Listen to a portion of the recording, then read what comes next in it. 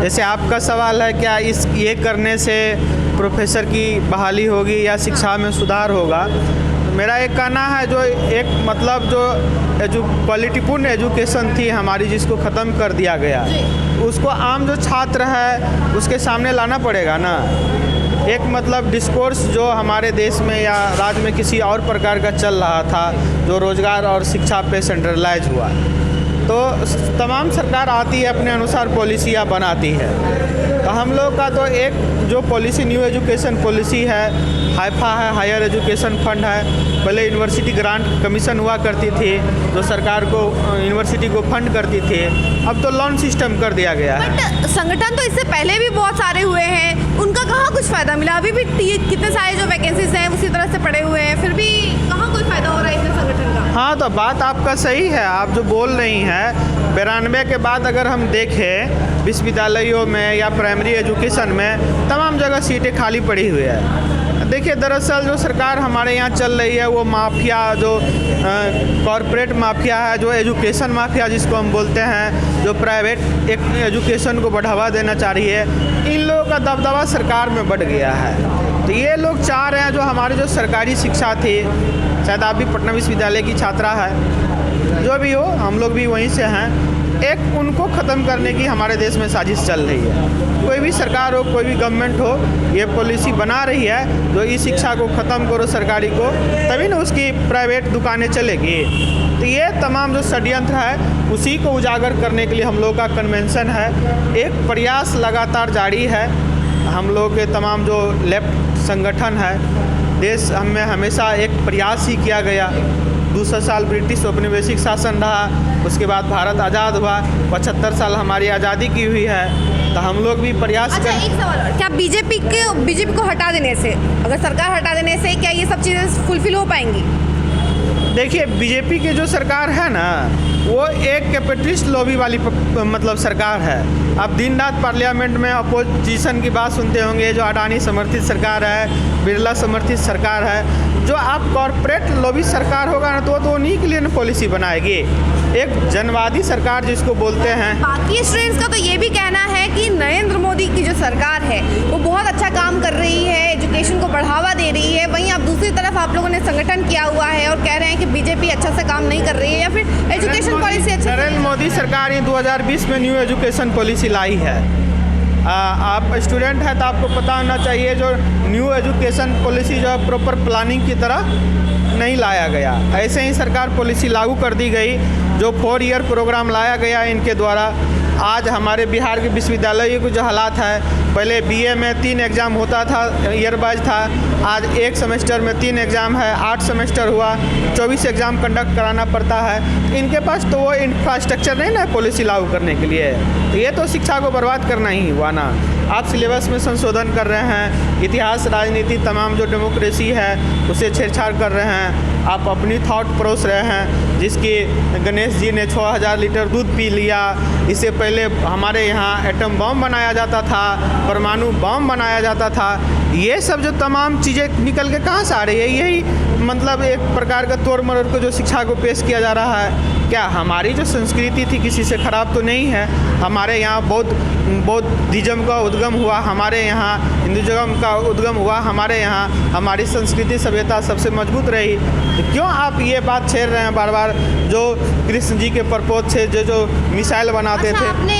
आपने एक बात बताई है कि आप पटना विश्वविद्यालय से हैं जी, और आप सभी पटना विश्वविद्यालय से ही हैं। तो ये जो सरकार है, इनका ये भी कहना है कि जो स्टूडेंट्स हैं पटना यूनिवर्सिटी के, वो खुद लगाम में नहीं रह रहे, तो फिर सरकार क्या करेगी उनके लिए? एजुकेशन पॉलिसीज कैसे? आपकी शिक्षाएं ऐसी दी जा रही है, आपकी शिक्षा में ही खामियां है, शिक्षण विधि में। जो आज जो लड़के कैंपस से निकल रहे हैं वो लड़की और लफवागिरी और मतलब एक प्रकार के जो होता है कल्चर के शिकार हो गए हैं। आपकी शिक्षा में दोष है ना।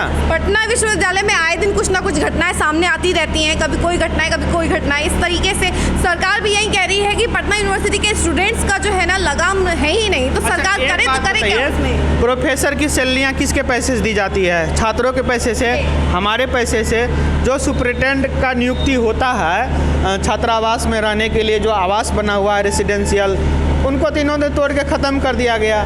छात्र और शिक्षक की दूरियां बढ़ते गई तो ये प्रकार की घटना तो होगी ही ना।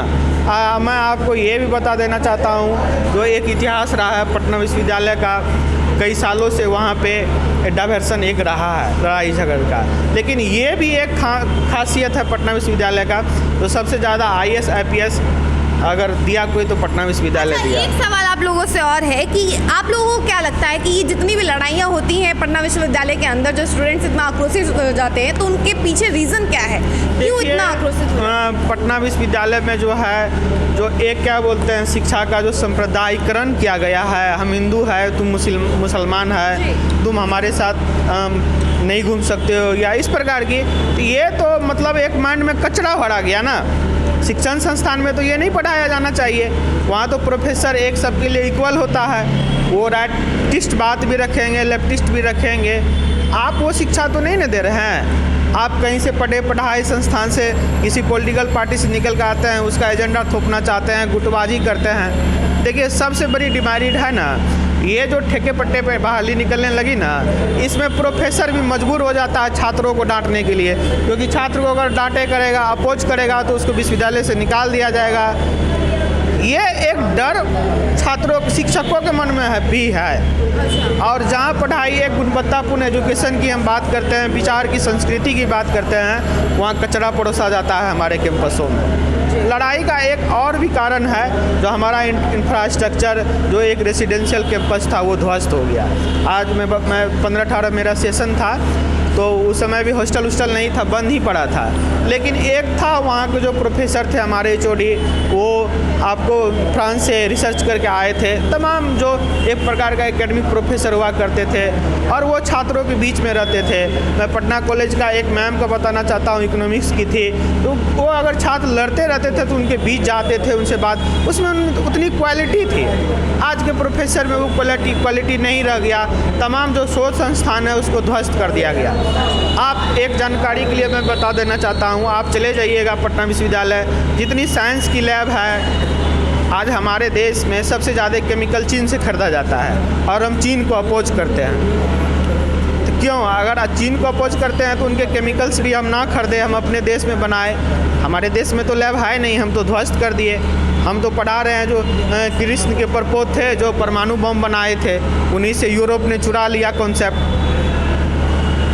तो 75 साल पहले कहाँ था तुम्हारा कॉन्सेप्ट? तो आपके अनुसार कि बीजेपी की सरकार तो है, भले कुछ भी कर रही है, एजुकेशन पॉलिसी लेके आ रही है, लेकिन वो पॉलिसी सही नहीं है स्टूडेंट्स के लिए, आपके अनुसार यही कहना है ना आपका? देखिए पॉलिसी कोई गलत नहीं होता है, पॉलिसी कोई गलत नहीं होता है, उसमें है कुछ त्रुटियां हैं। जैसे आप अगर संस्थान को अगर फंड देते हैं, अगर उनको एक बोझ ना लगे, अभी जो हायर एजुकेशन फंड बनाया गया है उसमें ये है, जो आपको जितना बजट चाहिए, जैसे आपको 1 करोड़ रुपया चाहिए तो उसके 10% आपको बैंक को जमा करना पड़ेगा, तभी आपको 1 करोड़ फाइनेंस होगा। अब तो विश्वविद्यालय दुविधा में पड़ गया, जो हम कितना लोन लेंगे, कितना हम दे पाएंगे, एक तलवार लटकी रहती है। पहले यूनिवर्सिटी ग्रांट कमीशन यूनिवर्सिटी को फंड प्रोवाइड करती थी, अब वो सारी चीज़ ख़त्म हो गई है। और दूसरा, प्रॉपरली वे में इन्होंने जो पॉलिसी बनाई है, ये 4 ईयर प्रोग्रामिंग, इसके लायक हमारे यहाँ इंफ्रास्ट्रक्चर नहीं है।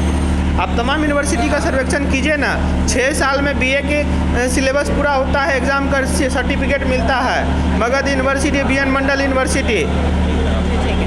तो आपने सुना कि जो स्टूडेंट्स हैं आयशा गुट के, उनका क्या कुछ कहना है कि किस तरीके से जो बीजेपी सरकार है, इसके पीछे जो पॉलिसी लेके आई गई है एजुकेशन पॉलिसी, उसमें त्रुटियां हैं, मतलब खामियां हैं।